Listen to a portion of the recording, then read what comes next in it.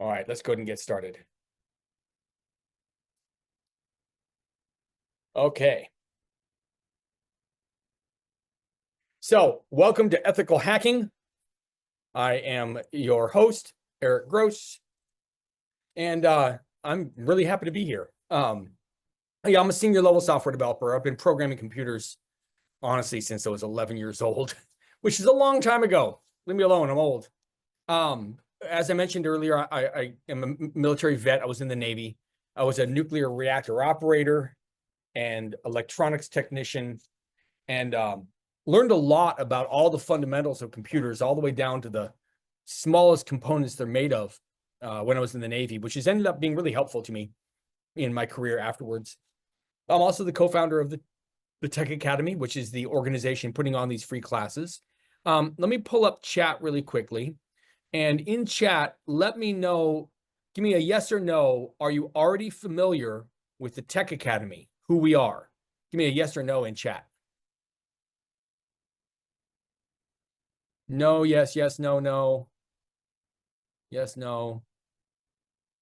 All right, we're looking at about 50-50. That's excellent. All right, we'll tell you a bit more about who and what we are, okay, as we go through this. So a couple of basic class rules.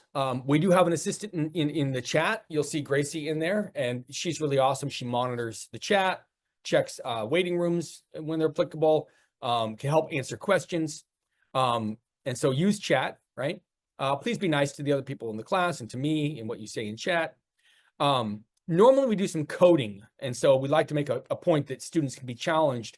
There won't be any coding, but we are going to go over some technical terms and concepts in today's class that might stretch your thinking a little bit, right? Because for a lot of you, some of these will be new concepts. I'm going to try to watch chat the whole time, and one thing that's pretty important to me is I don't mind being interrupted at all, okay? To like help explain a concept or anything like that. I'd much rather that we get through less material, but that you understand it more fully than try to get through more material and leave you behind. And that just has to do with how I like to teach, which also is how I like to learn, right? I don't like going past things that I only mostly understand and then try to figure it out later. I don't do very well with that. So I don't like to teach that way. So if you have questions or anything, just go ahead and drop it into chat, right? And I'll check back and forth with chat fairly often. Speaking of chat, I think you all know how to use it. You're all doing a great job with it, okay? And so here's the basic agenda we're going to have, right? We're going to do a short intro. We'll have my presentation. I apologize. I used the wrong slide here. We're not going to write code. We're going to have the presentation on ethical hacking. Time permitting, we'll have a brief Q&A after I've done the presentation. But again, if you have questions while I'm going through this material, just drop them into chat. I'll grab them when I can, okay?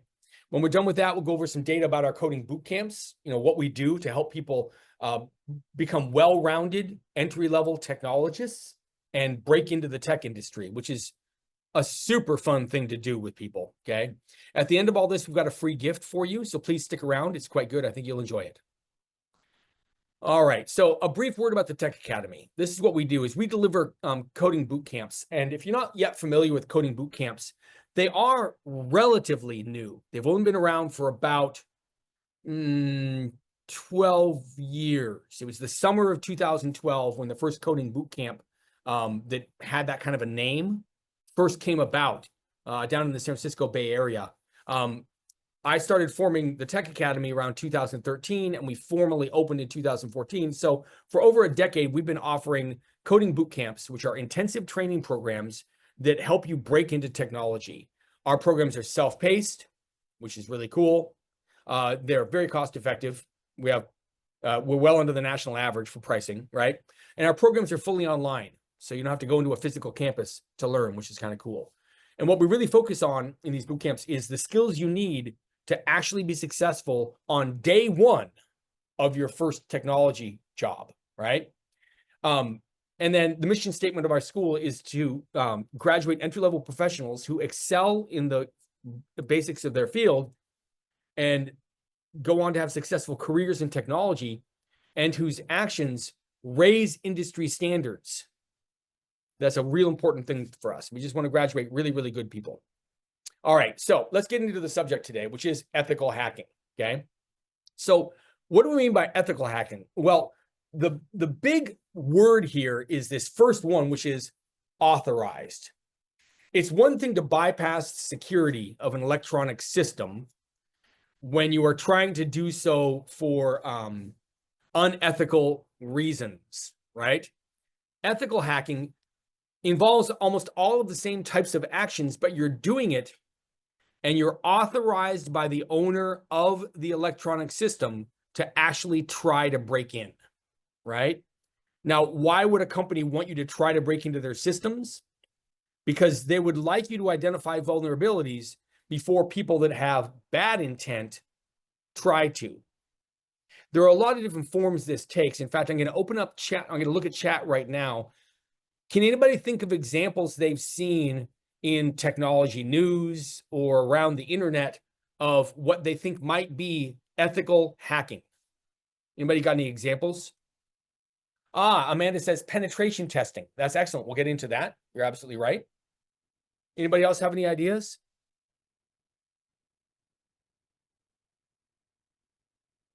One of the most common things that people will do, big technology companies, when they are releasing a brand new big project to the world, is they will actually invite Mbua, that's right, except that isn't normally done ethically. That's something that's done. He mentions there it is, Amanda. A bug bounty. So a bounty, you know, bounty hunters like go out and catch the person who the authorities are trying to find, and when you bring that person back, you get money. I mean, the most famous, bounty hunter in the world, of course, is Boba Fett from Star Wars. There is no more important bounty hunter.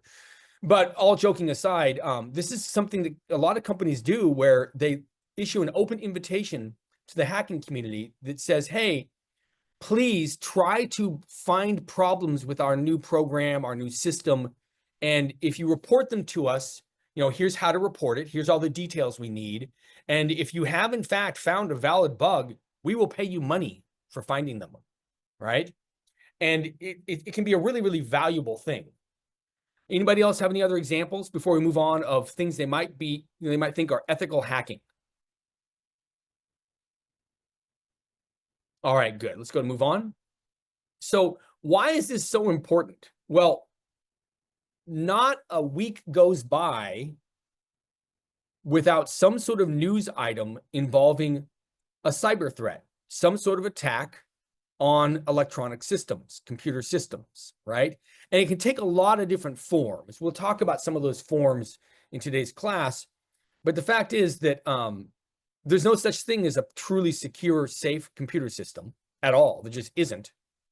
And some of the systems that we use computers for they involve really, really important data, either people's private information, health information, financial information, or they involve really important physical systems, energy distribution and production, like power plants or water sewage treatment plants, all these infrastructure things that, 50 years ago, computers were not involved in the operation of these infrastructure delivery programs, right? But now computers are very involved.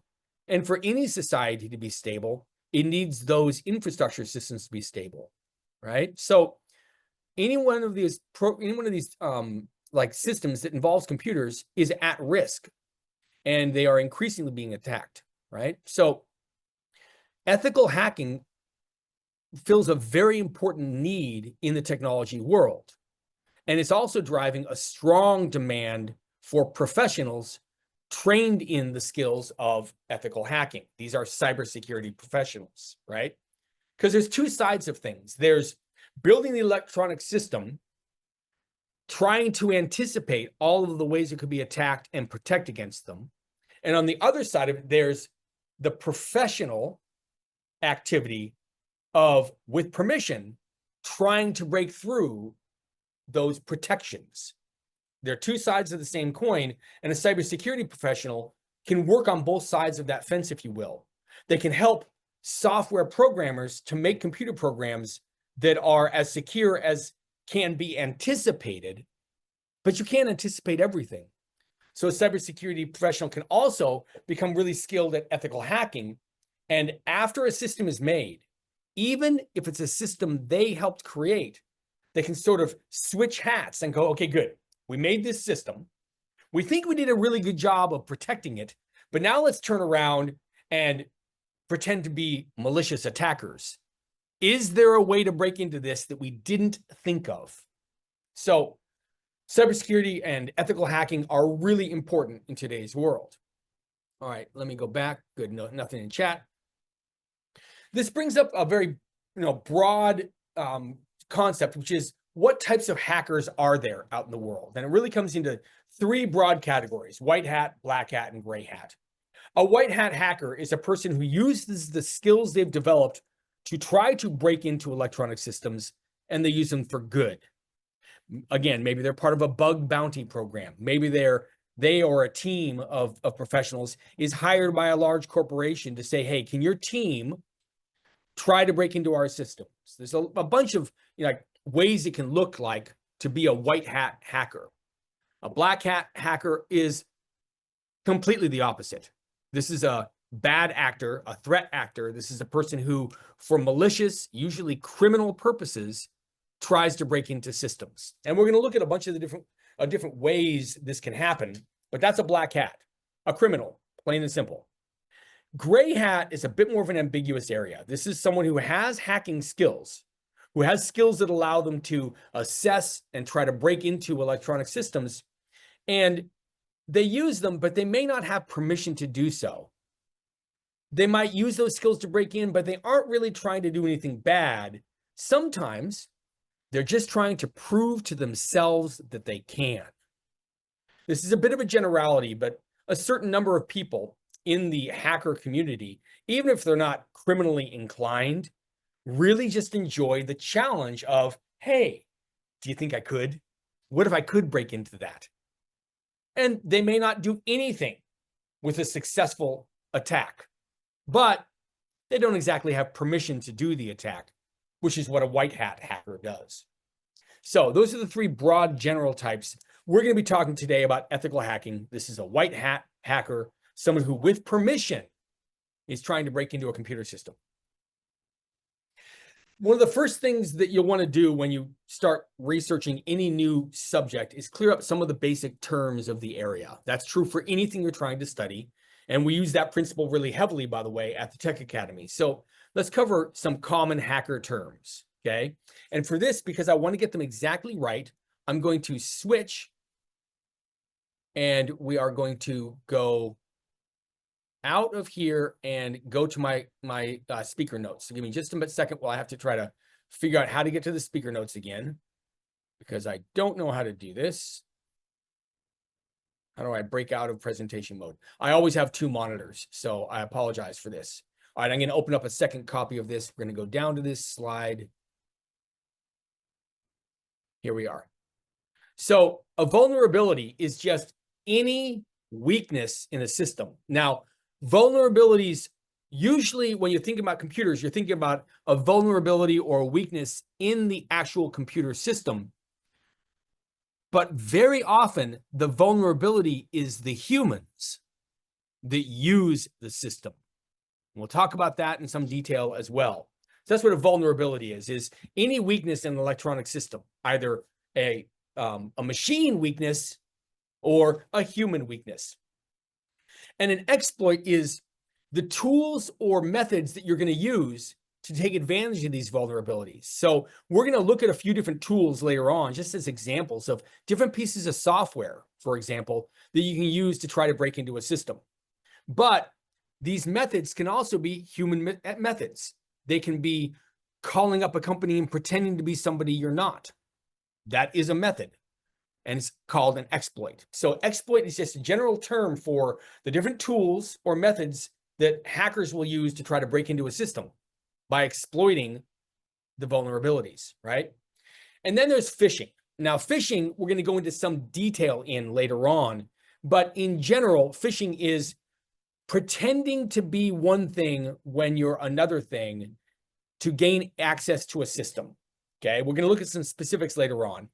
Malware is pieces of software that have evil intent, have bad intent. They're pieces of software that are used to try to break into systems. Ransomware is a very specialized piece of software. It's a software tool that you use to break into a system and then lock up the system in one of a few different ways.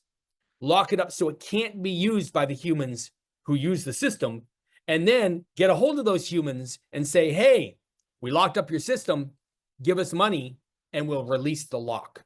So these are some of the terms that you're going to find in the hacker area. And some of these, of course, a lot of you are already familiar with, just because these terms are pretty common in the news nowadays. All right, let me go back and pull up the chat, see if there's anything there. All right, good. All right, so let's talk about the different stages of ethical hacking, and we're going to talk about these in some detail. I'm going to pull up my speaker notes, and we're going to go through reconnaissance, scanning, gaining access, maintaining that access, and covering your tracks. Okay, so let's talk first about reconnaissance, and you can kind of see it. I'm actually going to open this up so you can all read it. Okay, this is where you're gathering information. Now, I want to stress something. Don't try to read all of this information on the screen. We're going to go through it bit by bit. This reconnaissance stage, you are trying to not let the observed system or anybody who uses the observed system know that you're watching. And the analogy there, you can see it's like a burglar. It's like a burglar watching a house to learn the schedule of the people living there, check which doors or windows, that they might be able to use to get into, okay? So that's what reconnaissance is all about, okay? Again, you haven't done anything yet active to try to get into the system. You're just watching the system, okay? Now, why is this not scanning? Okay, good. There we go. All right, I've just got so many zoom controls out of the way. Let me go ahead and try to hide the floating controls there. That helps a little bit. Okay, so there we go. Now let's talk about this. Once information is gathered about the system, the hackers then are going to look for specific vulnerabilities. They're going to look for, are there any ports on the computer? Now, ports are just specified channels for communication into and out of a computer. That's what a port is, right? They're going to see, are there any channels into this computer that I might break into? Okay. Once you're done with that, then you're actually going to gain access. You're going to take active action to try to break into the system. So you've observed the system, you've seen if there's any points of attack you might get into, and then you're actually going to gain access. You might try to get some malware into the system by including it in an email, right? You might exploit a vulnerability by accessing one of those open ports and seeing if you can start to look around inside the folders and files and such inside that system. You're trying to break in, okay? Or you might try to guess a password or steal passwords and use them, okay? The next thing a hacker is going to want to do is make sure they can keep coming back. They're going to maintain access. So they might install what we call a backdoor, which is a way to get into the system that no one knows about other than them, maybe their own account with a master password or something like that, right? Like a hidden user account. And that way they can continue to exploit that system without needing to hack into it again. They don't want to go through all that effort again, okay? And then finally, and this part's really important, they're going to try to cover their tracks. Now, I want to stress a fundamental of computers. Any event that occurs inside a computer system can be detected, and a history of that event having occurred can be kept. Any event that occurs inside any computer system. Now, it's up to the software developer professionals to make those records actually happen. They don't normally happen automatically, with certain rare exceptions. And so if you were going to look at, remember I was talking earlier about two sides of the same coin, okay? Mbua, yes, reconnaissance is French, okay? If you look at two sides of the same coin, there's the people making the software and doing their best to keep it safe. And then there's the ethical hacking side trying to break into that system, right? Over on the software development side, one of the things to always be thinking with is, okay, how do I make a record of as much as possible the events that occur inside my system? I may not need them during the normal routine operation of my computer program or my computer system. But if we have some sort of a breach in our system, the professionals over in the security area might really need those records to see what events occurred and in what order they occurred. So a hacker is looking for how well did the people inside this system actually set up recording mechanisms to log what occurred. And they'll go find all those logs of what occurred and try to erase any record of how they got into the system and even the very fact that they were inside the system. The ideal for a hacker is that nobody knows that you got in. They don't know how you got in. They don't even know what you did while you were there. And they don't know if you're still even there looking. That's the ideal scene for them. And so they're going to cover their tracks afterwards. Okay. So these are the stages. Now, remember, this all sounds rather malicious. Even as I'm saying all these things, I don't even like saying these things. I've never really been drawn to the hacking arena. It's just a personal thing. And even just talking about it, I'm like, I don't want people breaking into systems, but I'm also experienced enough to know that it's a very valuable thing to do for a system. Ethical hacking is very valuable. And the funny thing is, this list of stages of ethical hacking, these are just the same things that bad actors are going to do. They're going to do the reconnaissance. They're going to scan through for vulnerabilities. They're going to use those vulnerabilities to gain access. Once they're inside, they're going to try to maintain access so they can keep getting in, and they're going to try to cover their tracks. As a professional who is practicing ethical hacking, you're going to do the same things, but remember, you have permission, and you are doing so that you can deliver up to the people that own that computer system a full report of everything you did. Here was our reconnaissance stages. Here's everything we did in reconnaissance. We scanned through and we found this list of all the vulnerabilities you have. We actually used these exact vulnerabilities to gain access. We installed this method so we could keep getting access after the fact. And we covered our tracks. Now, we kept a log, we kept a list of all the things that we deleted, but we went in there and deleted them. So you're able to provide to the people that own the system a full report that says, hey, if I were a bad actor, here's everything I did. You should go in and fix all of these things. So that's the stages of ethical hacking. Any questions so far? Let me grab chat.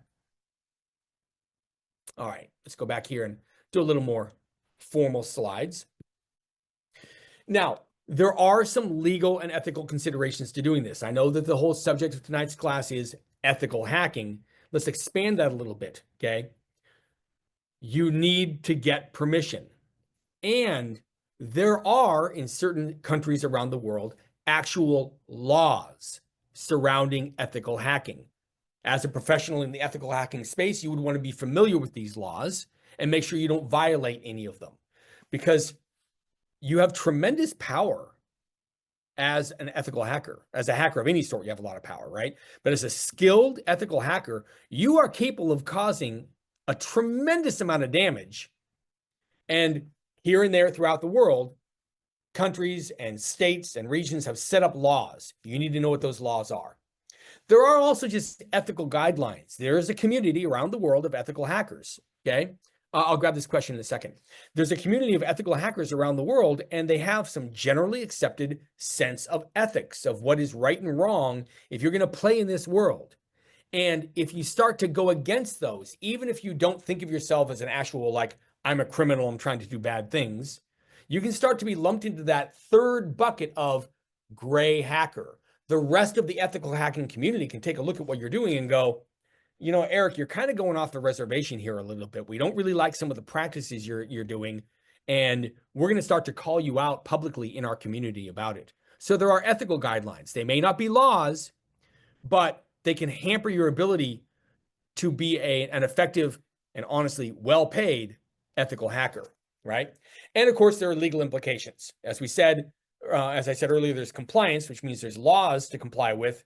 And if you violate them, you can really get taken to the cleaners in courts of law. All right, now before we move on, let's go ahead and look at this. All right. I'm probably going to mispronounce your name, and I apologize already. Tejazwi says, someone hacked repeatedly, 5 or 6 times when I was on a webinar registered through Eventbrite, right? I wondered how they were able to do it. Any suggestions how I can prevent this from my end? This is a really, really good question. Let's take this webinar, for example, okay? We just make the invite to this generally pretty available, and we do so out on sites that almost anybody can go on, right? Like Meetup and those kind of sites, right? And we send emails about it. We make it pretty easy to get in. And so it's not very secure from that point of view. People can log in. So what are some things that we do? Well, one is when we do these webinars that are for the broad public, we do them like this, where you can't turn your camera on and you can't turn your mic on, and the chats only go back and forth between the attendees and the hosts, and they can't chat each other. Now, there's a balance there, and probably you feel a little bit of that balance because you've probably been in webinars or online meetings where you can share your camera, you can unmute and talk, right? And it isn't maybe the same experience. And we know there's a trade-off. And we do that precisely because of the kind of thing that Tejazwi, and I apologize again about mispronouncing your name, is talking about. We have had it where some jerk gets into the meeting, shares their camera, and shows horrendous, awful videos and images in the middle of us trying to teach people about computers, right? So there's a balance there that you have to set it up that way. Now, we have other meetings, like we have a service called the Tech Academy Accelerator. It's a subscription offering. It's really cheap. It's like $10 a month. But this is more for really accelerating your career. I go really deep and nerdy into a lot of computer programming concepts and everything about the industry. We build things, we break things, we get our hands dirty. Those, the only people that can get in are people that are in that community. And so those are open voice, open camera, open chat, and there's a big community involved. And so you have to kind of balance those things. Most of the, I'll answer that question in a second, Aiken, okay? Most of the platforms that people use for online meetings, like Eventbrite, right? They have the ability for the people that set up the meeting to configure all of these things. And so if you're the one setting it up, then just get really good at the documentation for, say, Eventbrite and figure out how to lock it down.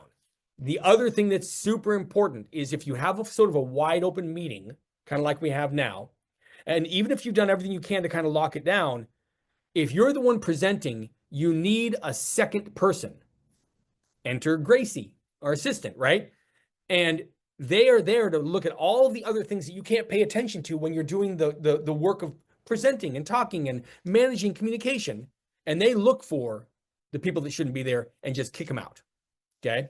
So that's what I can think of on that. I hope that helps. And then Aiken asked, says, please, I just joined. Can we get the recordings? Absolutely. The recording of this class and all of our free classes, they go up on our free YouTube channel, and we'll share links to that at the end of the class here. So you can absolutely watch the whole thing. All right, let's move on. Let's do a little bit of demonstration, okay? There is a tool, it's a piece of software, and it is on, I installed it on my computer. It's called Nmap. It stands for Network Map. And what I'm going to try to do is identify on a computer system if there's any open ports. Remember, a port is a channel where communication can go into and out of a computer. So let me show you what I did on this. I'm going to pull up my terminal. Here's my terminal, and I'm actually going to go back in time and show you what I did right from the beginning. Okay. So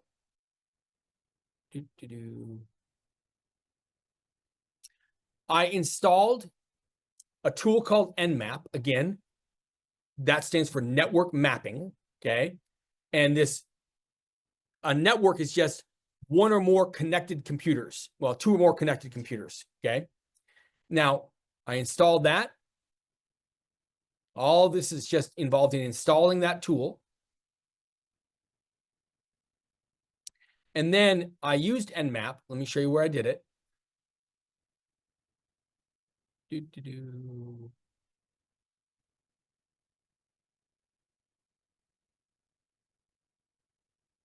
All right.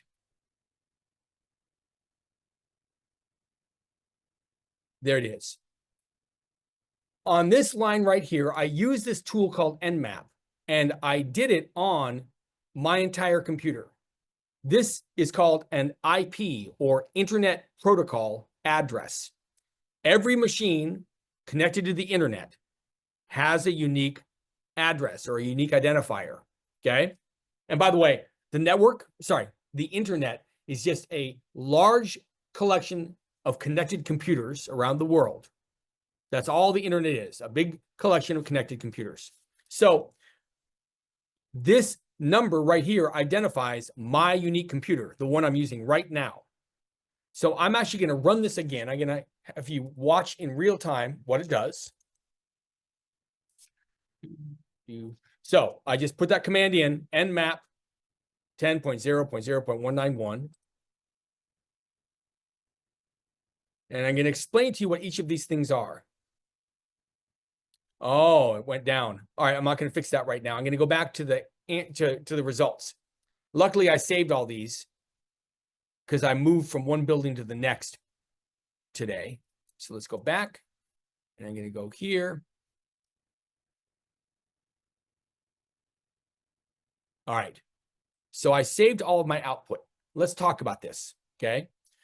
So I ran Nmap against my local IP address. And we're going to explain what all of these things are, and a couple of them are actually pretty important. First of all, the header information. Starting Nmap 7.95. What does that mean? It means I'm using a version of that tool, which is 7.95. The people that create that tool have put out multiple versions over the years. I happen to be using version 7.95, okay? And the URL is just, where can I get more information about this tool? You can look at this tool if you want. You can go to that website, nmap.org right now, and you can look up all the information you want about this tool and how it works, okay? There's official documentation, resources, that's pretty cool. So what's the next thing that came up? Well, this was when I actually did this test. I did it this morning just before noon. I did it at my house on a different network, which is probably why it's being a little bit weird. Okay.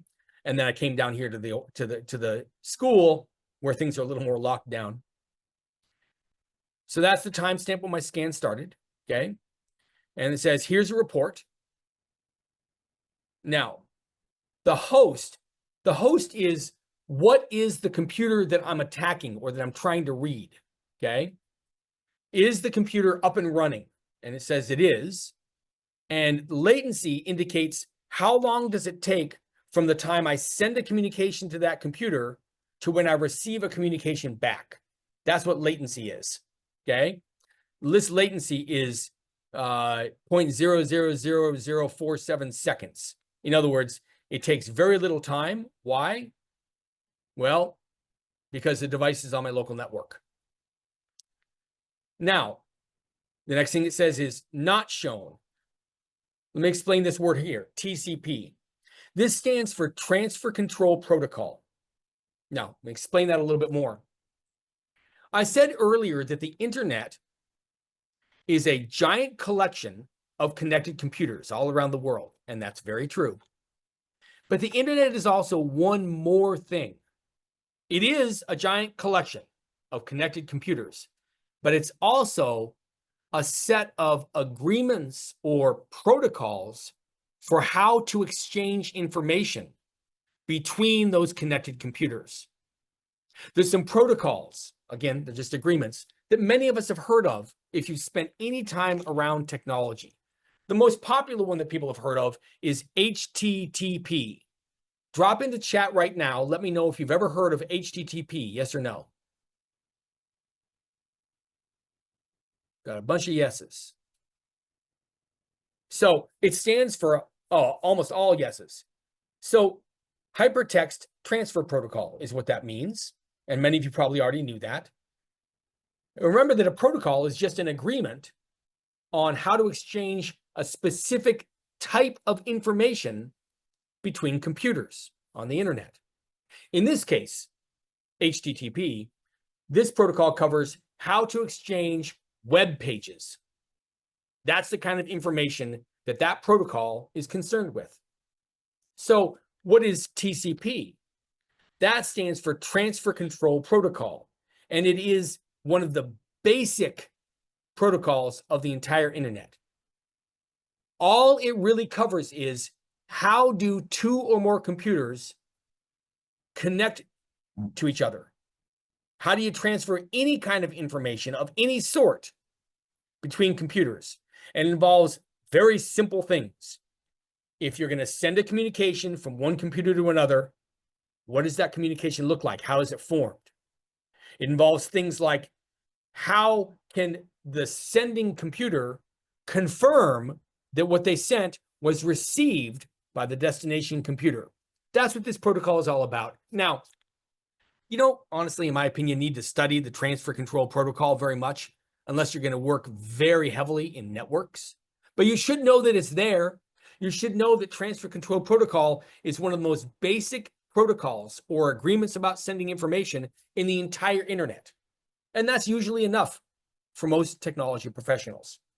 So let's get back to this message. It says, not shown, 997 closed transfer control protocol ports.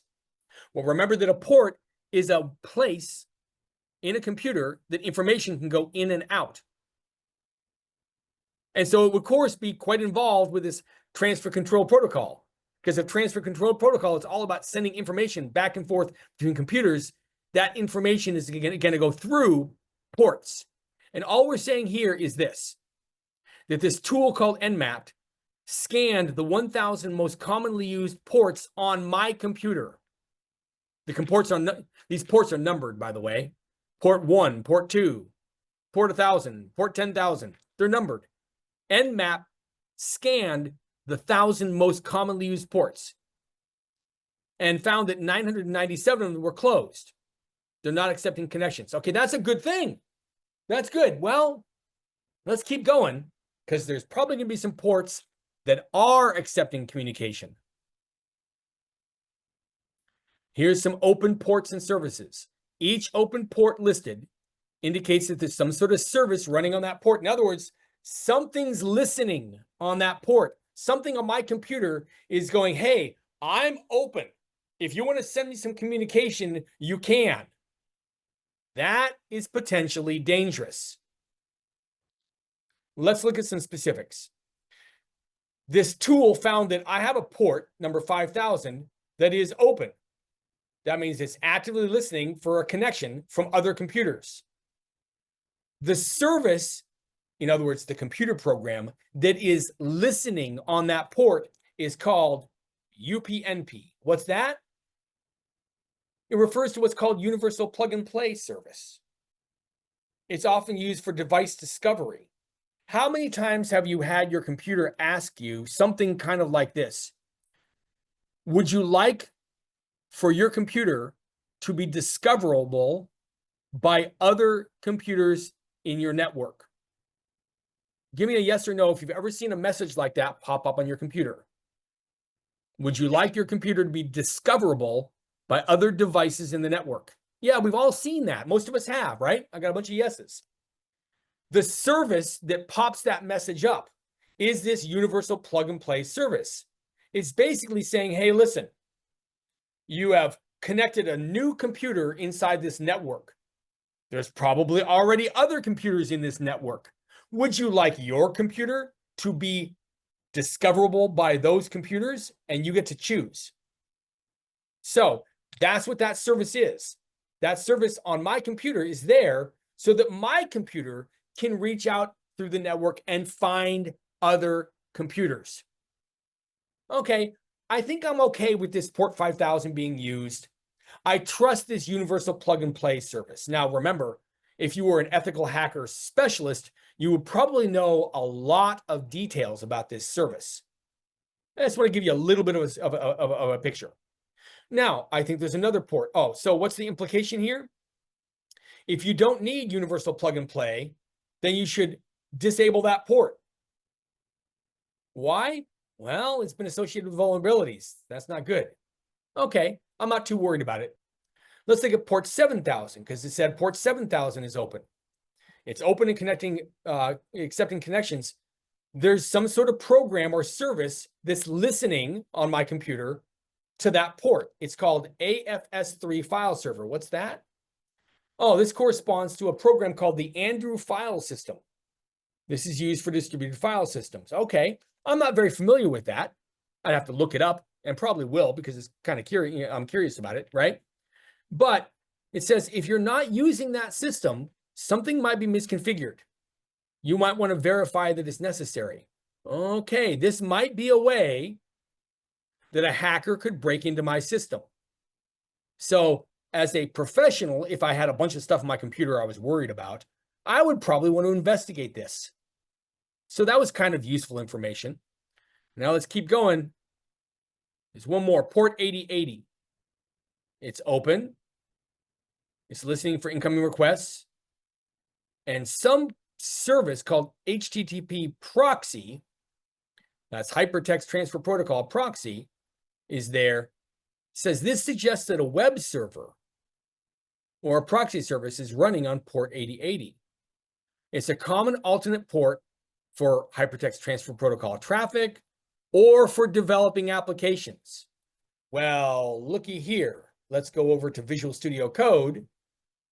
And I have a computer program here that I am running on port 8080. If this program is not very secure, if it can be hacked easily, I have a problem. So if I were an ethical hacker, I would be looking, oh, let me go back. I'd be looking of like, oh, how can I break into this port 8080? Are there any requests I can send to it? They will try to break into it. And there's a lot of tools that hackers use to send requests in to whatever service is open on a port. And we're going to discuss some of the things they would try to send in, what they're trying to do, okay? But I found an open port on my computer that is potentially dangerous. So, some general notes. Open ports can be exploited by attackers if vulnerabilities exist in the services running on them. Remember what I said earlier about this? Oh, I'll answer that question in a second, Amanda. Remember what I said about the two sides of the equation? The software developer who's trying to make a secure program and the ethical hacker who's trying to break into that program. So the services, when we say services, again, we just mean a computer program. It's a computer program that's running that is using the port for something. It's your job as a computer programmer to make your services, i.e. your computer programs that listen on these ports, as secure as possible. It's your job as an ethical hacker to try to break into the services anyway. Two sides of the same coin, okay? So I'm getting some nice advice here. Ensure that each listed port serves a necessary secure purpose. If not, you should consider closing that port or disabling the service. So I could go and turn off that program right now, and that port would no longer be open. So there's my first example of this tool called Nmap. Amanda asks, would the target be able to tell when Nmap is used to scan their environment? That's a brilliant question. The short answer is not unless the people running the computer system set it up that way. You would have to have a separate program running on your computer that constantly receives every incoming request to see whether or not it's valid, to see whether it should be coming in. You put a sort of a layer in between your computer and all the ports on your computer, and everything has to get routed through that. And that way you can filter out bad requests. That's what a firewall is. So if the firewall was not configured properly, then no, Amanda, the target would not be able to tell when Nmap was being used to scan their environment. That's a really, really good question. All right, let's go and move on. So let's talk about some of these tools that are popularly used for doing ethical hacking. Now, again, these are also used by black hats. I want to issue a big warning here. It's not even a warning, it's just a plea. Please don't use any of the stuff we go over with tonight to go out there and practice unethical hacking. I would be very disappointed in you if you did, okay? But you can make a really, really good living as a cybersecurity professional using these tools for good, which is kind of cool.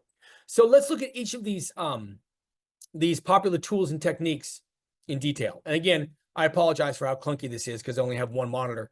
We're going to go here and just, again, look at my notes, okay? So let's talk about Wireshark. Wireshark is free. You can download it right now, okay? It is a network protocol analyzer.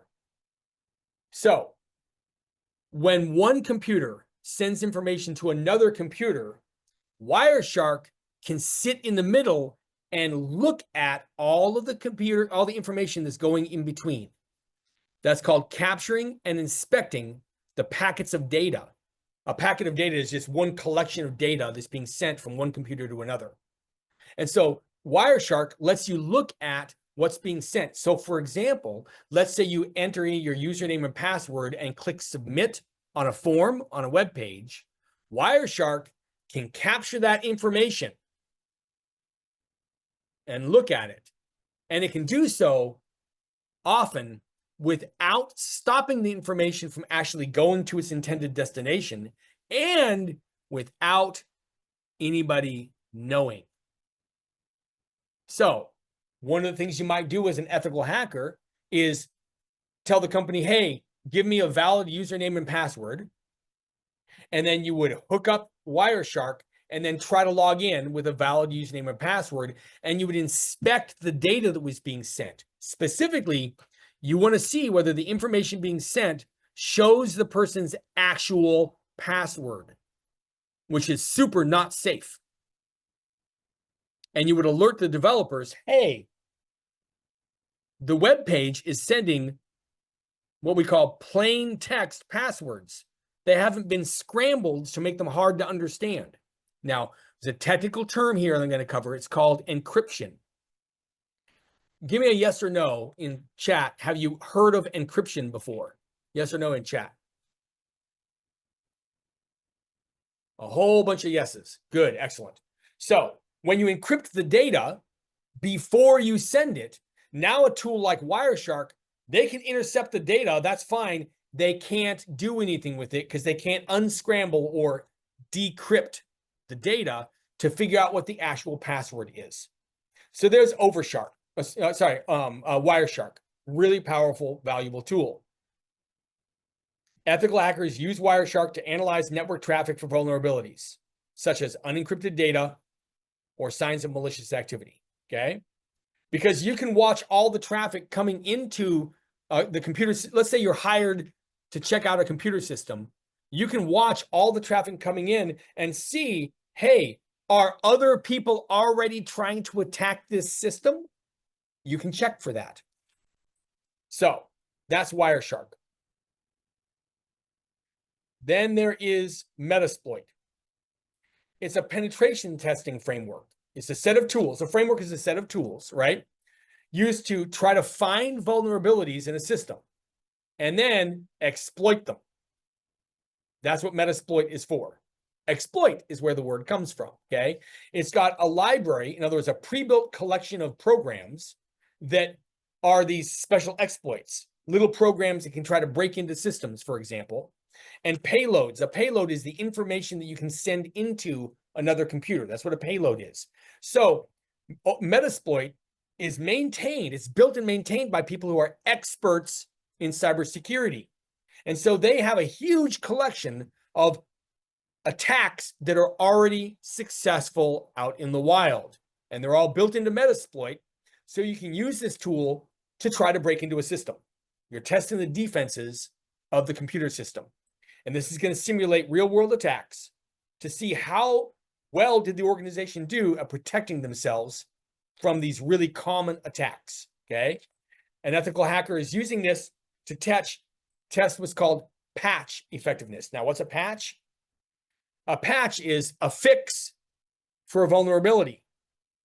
Someone told the software developers, hey, I found a vulnerability. And the patch is whatever they did to fix the vulnerability. So the ethical hacker could say, hey, ABC company, remember how you hired us to try to break into your system? Well, we found these 5 vulnerabilities. And then ABC says, okay, we fixed all those. And the ethical hacker can go back and try to test all those fixes. In other words, test the patches. It's almost like patching a leak, patching a hole, okay? Example use case, you could exploit a known vulnerability. Like there's lots of vulnerabilities that are very common that a lot of people in the cybersecurity world know about, and you can try to exploit it in an unpatched system, and that will demonstrate the need for timely updates. Like, hey, there's been a fix for this problem out for a half a year, and you guys haven't installed it. You better do that. So, Metasploit has a dual use nature. It can be used maliciously. So if you're using it, do so in an ethical manner. In other words, it's a powerful tool. You need to have explicit permission from the owners of the system that you're looking at before you just go use Metasploit. All right, let's go on to Burp Suite. This is all about web application security. And since most of the world operates on the web, this is pretty important. It'll let you intercept this hypertext transfer protocol traffic. It'll automate a lot of testing, which is really valuable. It can check, thousands or millions of combinations of passwords and web requests over and over and over again for you. Okay, so Burp helps make your work as an ethical hacker faster. Now, these are 2 types of attacks on a system.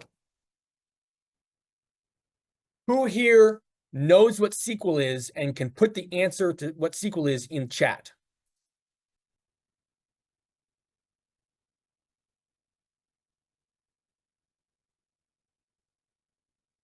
If you know what SQL is, put the answer to that in chat. Holly is close, absolutely. It's a database building program. That's close. Amanda's a bit closer. Structured query language. Yes, that's exactly what it stands for. It is an actual language. It's a programming language used to work with databases. So that's what SQL is. A structured query language is the language you use to create and interact with databases. And databases are just organized collections of electronic data. Good. So that's SQL. Now, what is SQL injection? SQL injection is maliciously evil and awful. Here's what it is.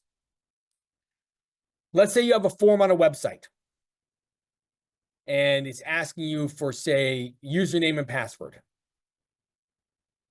And what if you put username Erik, but then for password, you put some instructions written in this SQL language? And then you click submit. That username and password are sent to whatever web server is meant to receive them. And of course, the web server is just supposed to check, hey, I've got a username, I've got a password. Does it match? Well, where do you think that password is stored? It's stored down in a database. And so if instead of typing an actual password, like I like cheese 2459, whatever your password is, okay? What if instead of typing that as a password, you typed in a SQL instruction that basically says, hey, delete the database table called users. Now, you as the attacker don't really know for sure that there is a database table called users, but I'll tell you what, the odds are pretty high that there is in fact a table in the database called users. So if you type in a command written in proper SQL or structured query language, and it gets sent to a distant computer, and that computer uses it to try to check in a database for whether a password's valid, you could end up running that SQL instruction on the database and actually deleting, say, the users table. This stuff is real. It happens all day, every day around the world. And so you can use Burp Suite to test whether or not that would work. And you can do it safely. In fact, if you look through our free coding classes, about 3 or 4 months ago, I think I did a demonstration of SQL injection. And so if this stuff is really interesting to you, then when you get those links later today, find those videos about SQL injection that I did and watch it. It's fascinating because it works. If the computer programmers don't protect against it, it will absolutely work. And an attacker can just wreak havoc on your database. And considering the databases for companies are where they store their most valuable information, it's really dangerous. Then there's a thing called cross-site scripting. This is sending a computer program to one website, pretending it comes from a website where it would normally come from. Let's say you have a website called pets.com, right? And it receives communication all the time from biglots.com. Let's say Big Lots, they're a retailer, right?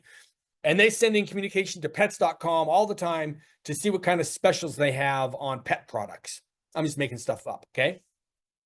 Cross-site scripting is where a bad actor will send a communication in to say pets.com and pretend that it's from biglots.com. That's why it's called cross-site. It's from a different site altogether. It's probably from iamahacker.com or something silly, but you're sending that communication in, pretending it's from biglots.com. That's called cross-site scripting, and it is also very dangerous. It lets you get access to things you shouldn't have access to.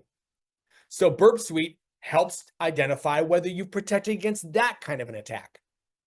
So Burp Suite, comprehensive platform for testing whether or not you can break into web applications, okay? So there we go. And finally, I want to cover social engineering, because so far, everything we've covered has been all about computers, computer programs, connected computers and networks. I told you earlier about the human factor, and that's what social engineering is. Social engineering focuses on exploiting human psychology rather than technical vulnerabilities. Common methods: phishing. That's pretending to be somebody you're not and getting people to take action. We'll look at that in more detail later. Pretexting. That's sending a text to someone ahead of time, pretending that you don't know, like you think there's someone else.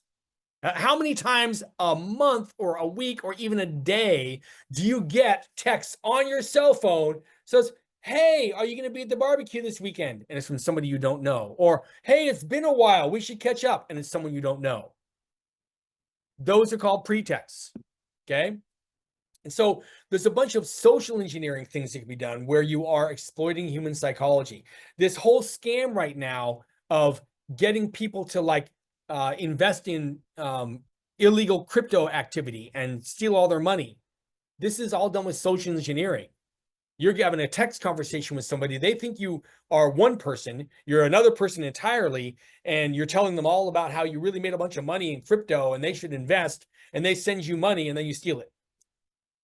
This is social engineering. What's the purpose? Well, if you're an ethical hacker, you're going to simulate these attacks. Why? The main reason is to educate employees. Social engineering rarely works on technical personnel, although it has happened, okay?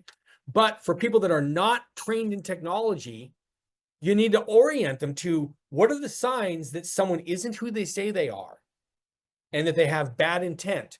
And so ethical hackers really help a company by educating their employees on what this stuff is like, okay?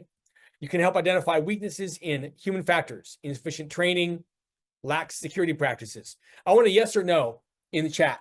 How many of you have worked somewhere where you saw passwords actually written down on paper? Yes or no? Yep, there's a yes. I know I have. I'm a yes. I've seen it. Completely insecure, not safe at all. Okay. So as an ethical hacker, this is another area you can help companies with, is training and exercises to help educate their personnel. All right, let's move on. We're getting towards the end here. Here is a phishing attack exercise. We're just going to go through each of these, okay? And many of you have already received emails like this, but I just want to orient you to some things to look for, okay? One of the biggest ones is if someone is pretending to be someone they're not, which is what phishing is all about, okay? In fact, before I go on to that, let me explain phishing even better, okay? I love this word. Originated in the mid-1990s, closely linked to the rise of online scams and cybercrime. The connection to phishing. It's derived from phishing, where attackers cast a line with bait, in this case, a fraudulent email or a fraudulent website, to lure their victims into providing sensitive information like passwords, credit card details, etc. Okay? Why the PH? Well, this goes back actually to the 70s, early hacking communities. There was a practice in the 70s that was called phreaking. It stood for phone hacking. You could buy a little electronic device that would, if you picked up a phone and pressed a button on the device, it would send out a series of sounds that forced the phone company to open up a long distance phone call for you at no charge. Now, for those of you who are younger than me, you used to have to pay a lot of money to call people who were long distance away from you. Those years are long gone, but in the 70s, it cost a lot of money to call somebody on the other side of the country. And so these phone freaks, these phone hackers, would buy these little devices on the black market. They were not sold in stores. And again, you could pick up a phone, press the little button on this device, and go beep, beep, beep, beep, beep, these tones. And those tones were interpreted by the phone company as, this is the valid signal for open up a long distance call.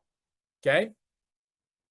So the term phishing first was used in the 1990s by one of the early networking chat providers called America Online. They helped people get onto the internet, and they had a bunch of chat functionality, right?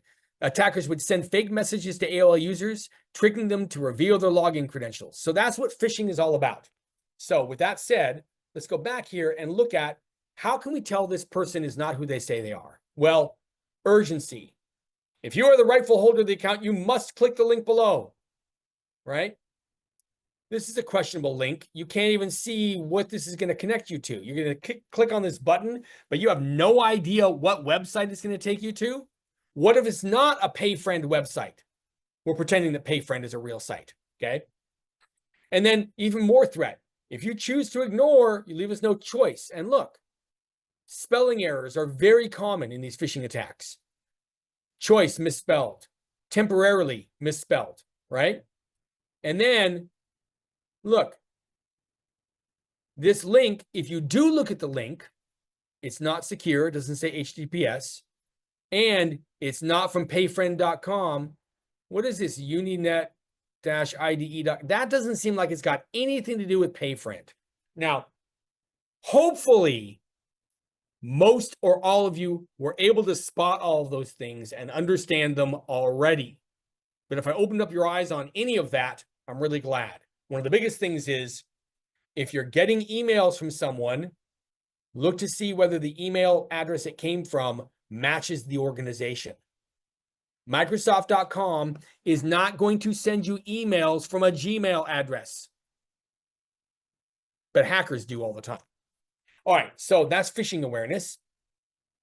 So what are some best practices just in general? Use strong, unique passwords. Regularly update the software you use because a lot of updates involve fixes for security vulnerabilities. Don't put that off. Install your updates and deliver or take part in security awareness training. Okay, so there's just some general things. All right, now let's open this up to Q&A again. Let me pull up the chat.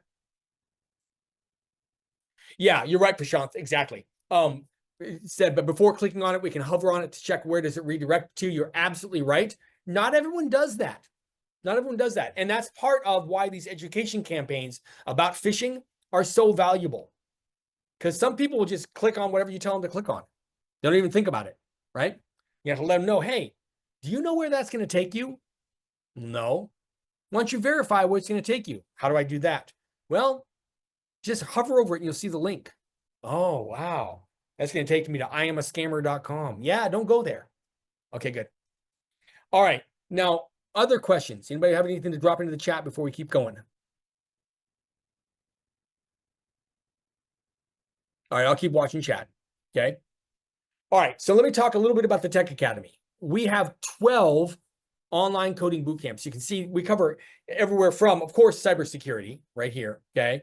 But also user interface, user experience, Java and Android for mobile apps. Artificial intelligence developer is a really big deal right now, okay? JavaScript mobile apps, like data science, game developer. In fact, we have more technology certification programs than any bootcamp provider in the world. We're very proud of that. All of our programs are certified by the Higher Education Coordinating Committee and, I forget the organization. I always get that wrong, right? Commission, not committee, commission, okay? And they're endorsed by stellar online reviews, okay? Specifically, we've been awarded for a decade. We're on like nearly every top coding bootcamp list that there is out there. And in terms of reviews, our average review rating across all the bootcamp review sites on the internet is 4.8 stars, and that comes from students and graduates. So we're very, very proud of that.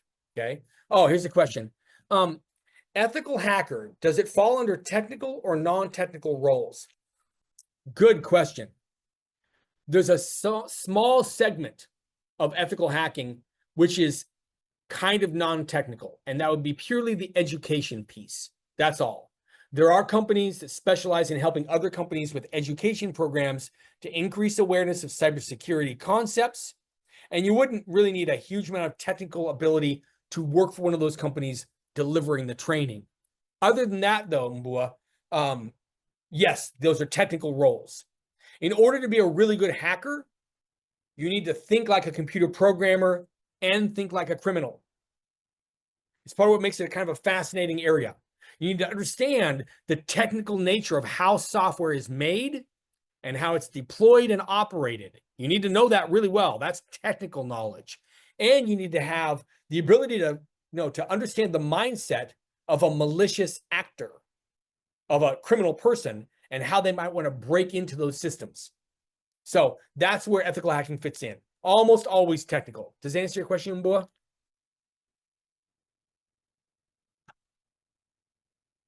Awesome. Excellent. Okay. And sit tight because we have your free gift coming in a moment, okay? Here's a general question. Why would you want to consider working in tech anyway? Now, I know this is a free class delivered by the Tech Academy. I'm going to assume that some of you are already like, hey, technology sounds pretty cool. I might be interested in it. But just to add a little bit of like stuff to think with.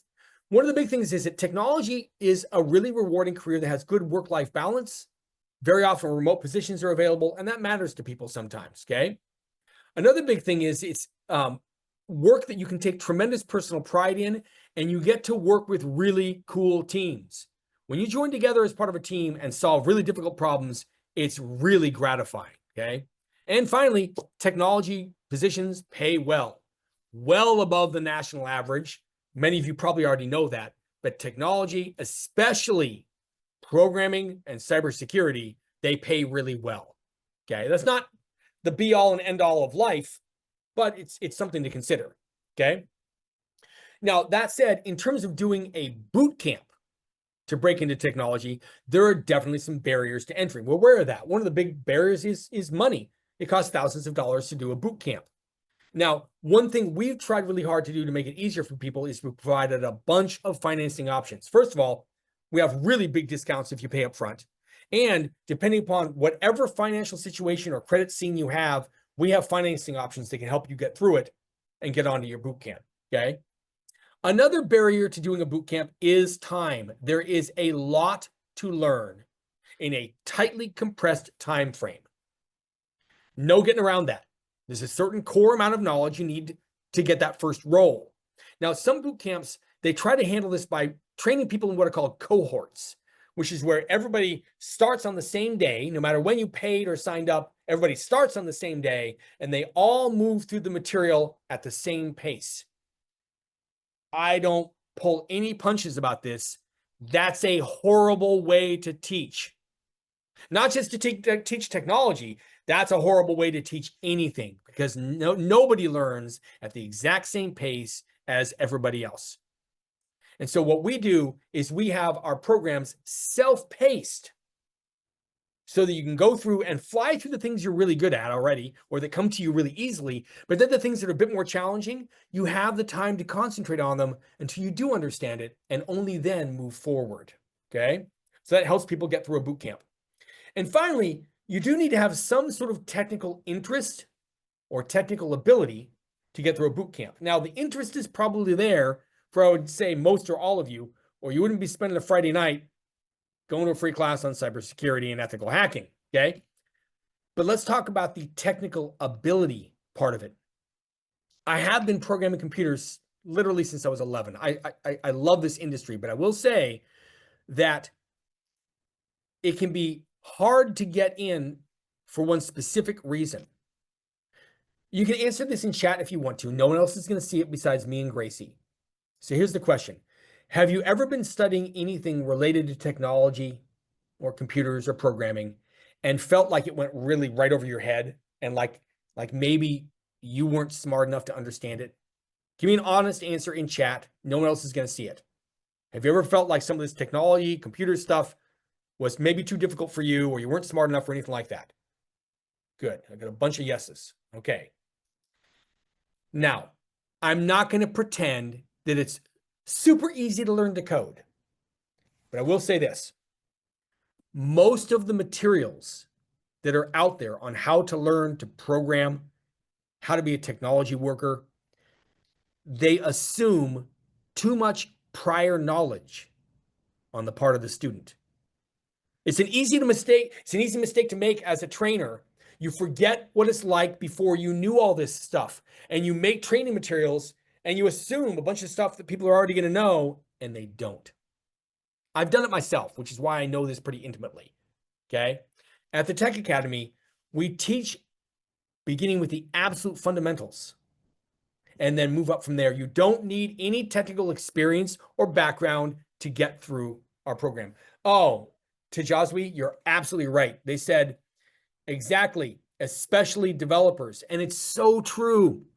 It's so true. You know, the thing I said about like the mission, mission statement of the Tech Academy, and the last part of it was to raise industry standards.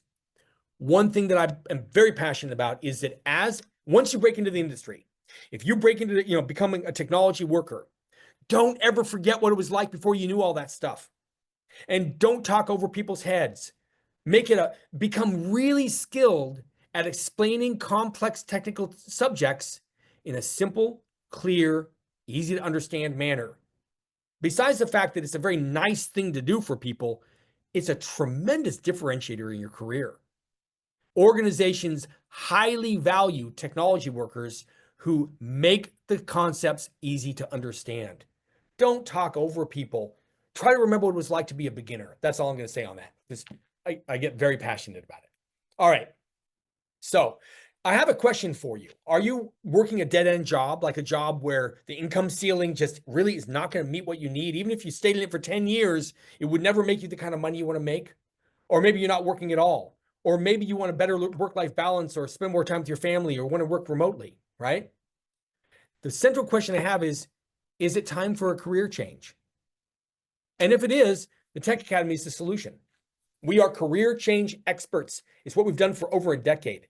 That orange bridge that you see there, we chose that symbol on purpose because we're trying to build a bridge into technology for everyone to make the subject easy to understand and easy to work in, easy to get a job in, right? So only you can answer whether or not it's time for a career change, but this is what we do, okay? Now, that said, we have some very limited time specials if you want to enroll this month in December, okay? First of all, a huge 50% off tuition discount if you can pay up front. And we'll also, if you're in America, we can give you a laptop to do your training on if you don't have a laptop, okay? We also will take care of your sales tax for you. It still gets paid, but we pay it for you, okay? We also will give you free sets, free copies of all the books that we wrote and our dictionary that'll help you get through your training. We'll send them right to your house. We also will give you a copy of our career planning guide. My co-founder and I put a tremendous amount of work into this.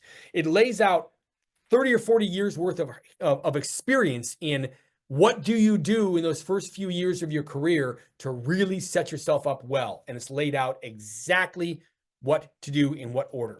Okay, very valuable book. We give you one for free. And you get 3 months of free access to that Tech Academy Accelerator I talked about, that subscription offering where there's 100 free educational videos and weekly workshops with me where we do deep dives into technology subjects to accelerate your career, which is what I love to do with people, okay? And finally, unlimited job placement assistance. Once you're done with the actual training and you're working on getting a job, our job placement personnel will work with you for as long as it takes for you to get that first job. So that whole big package is right now only for the month of December. We have no idea what we're doing after the first of the year. So if you're interested in this at all, if you want to find out more, this link is going to go into chat right now, okay? Liz, I'm going to grab that question in a second. So there's the link that Gracie dropped in. If you click on that link, it'll take you to a simple form. And when you fill out the form, there's going to be a series of steps afterwards that explain everything about the Tech Academy. There's going to be videos and articles that tell you what we teach, how we teach it, why we teach it in that order, how you interact with the instructors, what you can expect in terms of job placement, everything. It's all laid out ahead of time so you know exactly what you're looking at, okay? So I'm going to give people a minute to click on that while I look at this other question from Liz.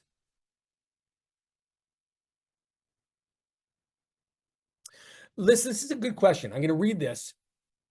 In terms of boot camps, are there aptitude tests to determine where at along the course of boot camp you might fit better and thus change how long the course would be overall? Or is it a flat starting point for everyone? That is a very good question. Well, the short answer is yes, we do aptitude tests. But in terms of the length of the program, what we're doing, the interviews and the tests up front are really to help you choose the right program for you, because we have 12 boot camps and they're all different lengths. They all have different outcomes and it depends on what you're trying to get out of your individual boot camp, right? Now, flat starting point for everyone, yes, everyone starts with the same courses because those courses are our most popular courses. It's called Computer Basics and then Overview of Software Development, and they will change your life. But after that, the courses you're going to do change based on which boot camp you're going to do. So for full data on that list, go ahead and fill out that form and watch the videos and articles that explain it in detail. But yes, we do aptitude tests, right? And we help you choose the right boot camp for you. And part of that involves how long does it typically take to get through the boot camp? Good question. All right, absolutely, Tisha. Okay. Now, one other quick thing before we get to the free gift. We do have a referral program. Since our current students and graduates have always been a tremendous source of referrals for us, years ago, we put in place a commission program, and that is open to anybody. If you refer someone to the school and they end up signing up for the school, when they pay their tuition, we will send you a check for 5% of what they paid. Period. End of story. No questions. We super value it when you care enough about someone to recommend they talk to us and that person ends up signing up. We absolutely value that and we'll send you a 5% check. We've also, as I mentioned earlier, published some books. In fact, we have 7 books at this point. We have 3 Learn Coding Basics books. We have a coding book for kids and young adults, a project management book, a technology basics dictionary, the book You Are Not Stupid, Computers and Technology Simplified, which is a life changer, right? Now, all that said, this is our gift to you tonight. It's an actual physical copy of probably the most popular coding book we've ever written, Learn Coding Basics in Hours with JavaScript. if you aren't already a programmer and you were to follow along and actually do all of the exercises in this book, and it's only about 60 or 70 pages, at the end of this book, you will have a changed life. You will understand the basics of programming extremely well. You'll know, what programming is all about. You'll know JavaScript well. It's a great book, and we'll send you a free copy. All you have to do is go to that address, the email address, Gracie dropped into to chat. Okay. Send us an email saying, hey, I was at Erik's class and he said I could get a free copy of the JavaScript book. Here's my mailing address. Please send it. Don't forget to include your mailing address or we can't send it to you. It happens every once in a while, but we love sending these out. So there's that email address. I'll give people a moment to fill that out, to send an email.